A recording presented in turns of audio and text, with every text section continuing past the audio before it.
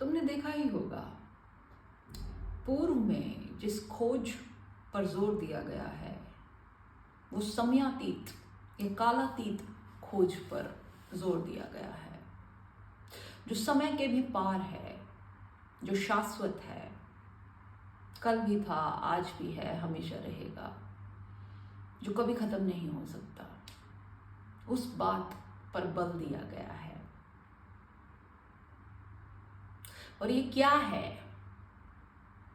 ये साक्षी है, जो सदा सदा से है और सदा सदा रहेगा। ये चेतना है, मेरी चेतना, तुम्हारी चेतना, किसी और की चेतना, जो चले गए उनकी चेतना, जो आएंगे उनकी चेतना, सब एक है। चेतना किसी की भिन्न भिन्न नहीं है। क्योंकि तुम देखो, जो दृष्टा है उसका काम देखना है, तो वो तो देखता ही जा रहा है। वो देखना कुछ भी हो, किसी के भी साथ हो, वो सिर्फ देख रहा है, तो वो सब कुछ देख रहा है। ऐसा तो नहीं कि उसने सिर्फ तुम्हारे ऊपर दूरबीन लगाई है, ऐसा नहीं है। तो वो चेतना एक ही है, वो परमात्मा एक ही है। द्वैत के भाव में अद्वैत है। द्वैत सिर्फ ऊपरी है, जो अंदरूनी भाव है वो अद्वैत है, वो निर्गुण है, उसके भाग नहीं हो सकते। वो न करता है, वो न भोगता है, वो केवल साक्षी है। अब तुम देखो, नॉर्मल जीवन में भी एक व्यक्ति के कितने रूप होते हैं। एक व्यक्ति पति है, बाप है, भाई है, किसी अस्पताल में डॉक्टर है, मित्र है, शत्रु है, कितने रूप हैं। पर इन रूपों को कोई देखने वाला भी तो है, जो बता रहा है कि इतने रूप हैं। जो बता पा रहा है कि इतने रूप हैं, जो समझा सकता है इन बातों को। एक व्यक्ति के इतने उतार चढ़ाव हैं उसके जीवन में, सुख है, दुख है, स्वास्थ्य है, किसी की तबीयत खराब है, कुछ भी है। कभी अच्छे दिन हैं, कभी बुरे दिन हैं, कभी झगड़ा हो जाता है, कभी मित्रता हो जाती है, वगैरह वगैरह, अलग अलग तरीके की बातें। पर कोई इन सभी भावों को, इन सभी अनुभवों को देख भी रहा है। ये जो सारे रूप हैं, ये शरीर के सांसारिक रूप हैं, पर इनको कोई देखने वाला भी है। अब तुम रात को सोते हो, अगर तुम सो गए और तुम्हें अच्छी नींद आई, तो तुम्हें कैसे पता चला सुबह कि मुझे बहुत अच्छी नींद आई, मुझे कोई सपना नहीं आया? जब तुम सो ही गए तो तुम्हें इस बात की खबर किसने दी? या मान लो तुम्हें कोई बुरा स्वप्न भी आया, ठीक, तो तुम सुबह उठे घबराए हुए और तुम अपनी माँ को बताते हो कि रात को बहुत बुरा सपना देखा। तो तुम्हें किसने बताया कि तुमने बुरा सपना देखा? इसका मतलब कोई तुम्हारे भीतर अलग खड़ा होकर देख रहा है। अलग है वो तुम्हारे स्वप्न से, तुम्हारी नींद से अलग है, जो जागा हुआ है, जो तुम्हें इसके लिए सचेत कर रहा है, जो तुम्हें दिखा सकता है, बता सकता है। एक कांस्टेंट विजिलेंस चल रही है और पता नहीं कभी से चल रही है। अपने साक्षी भाव में तुम शाश्वत हो, तुम मालिक हो। ये संसार तुम्हारे अंदर समाहित है, तुम संसार में समाहित नहीं हो।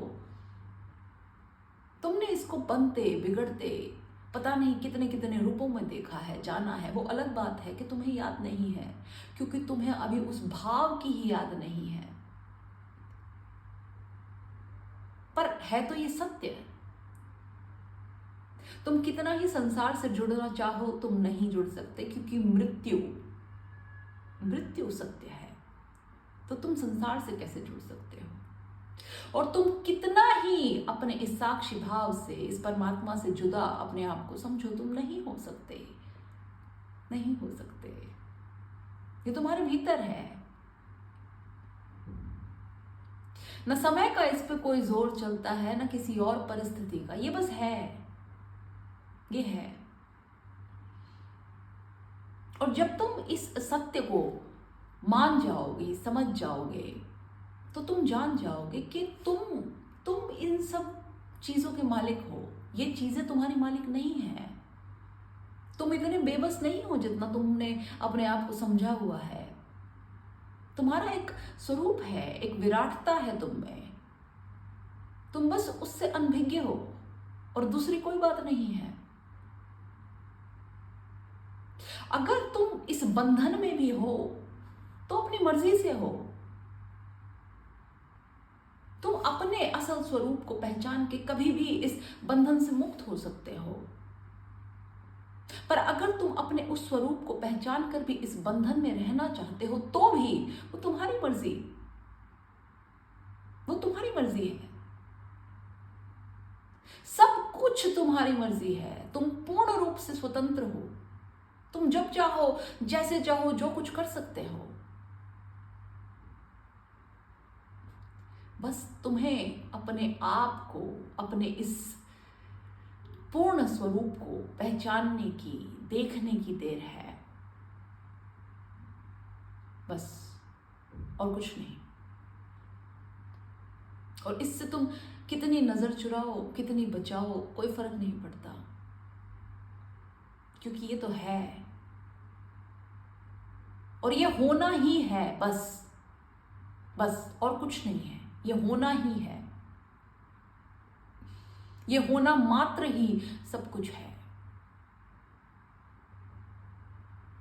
तुमने देखा जैसे कमल कीचड़ के पानी में खिल के भी कभी गंदा नहीं होता, उस पर कभी कीचड़ नहीं लगता। ठीक वैसे ही इस संसार में कैसा भी कुछ भी हो, कितनी भी बुराइयां हो, कितना भी कीचड़ हो, कितनी भी गंदगी हो, कैसे भी लोग हों, कैसी भी परिस्थितियां हो, तुम अछूते हो। मैंने नहीं कहा तुम्हारा शरीर अछूता है, मैंने कहा तुम अछूते हो। शरीर सांसारिक है। संसार खत्म होगा, शरीर भी खत्म हो जाएगा। या फिर यूं कहूं कि शरीर खत्म होगा तो भी संसार खत्म हो जाएगा। दोनों प्रोपोर्शनल है, कोई फर्क नहीं पड़ता। पर तुम हो, तुम सिर्फ देख रहे हो और देखते ही जा रहे हो, बस। और यदि इस संसार में तुम साक्षी रहकर इस शरीर के द्वारा कर्म करते चले गए तो उन कर्मों का कोई बंधन नहीं होगा, क्योंकि वो कर्म फिर तुमने किए ही नहीं। फिर ना कोई पाप, ना कोई पुण्य, कुछ भी नहीं, कुछ फर्क नहीं पड़ता। वो ऐसा है जैसे पानी पर लकीर बना देना।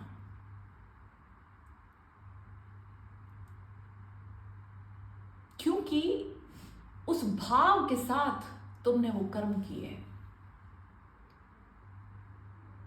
और अगर साक्षी के साथ तुमने वो कर्म किए तो उसका अर्थ है कि तुमने वो कर्म किए ही नहीं, तुमने सिर्फ उन्हें देखा कि वो हुए। तो उनसे कोई चेन नहीं बनी, उनसे कोई बॉन्डेज, कोई बंधन क्रिएट नहीं हुआ। तुम फ्री हो गए, तुम मुक्त हो गए। ये जो कहा जाता है ना, जन्म जन्म का बंधन, कर्मों का बंधन, ये शारीरिक बंधन है। जब तुम अपने साक्षी भाव को जान के फिर कोई काम करते हो, या सही स्पेसिफिकली कहूं तो शरीर द्वारा कोई काम करते हो, फिर उन कामों का कोई बंधन नहीं बनता, वो काम बस होते हैं। वो केवल होते हैं।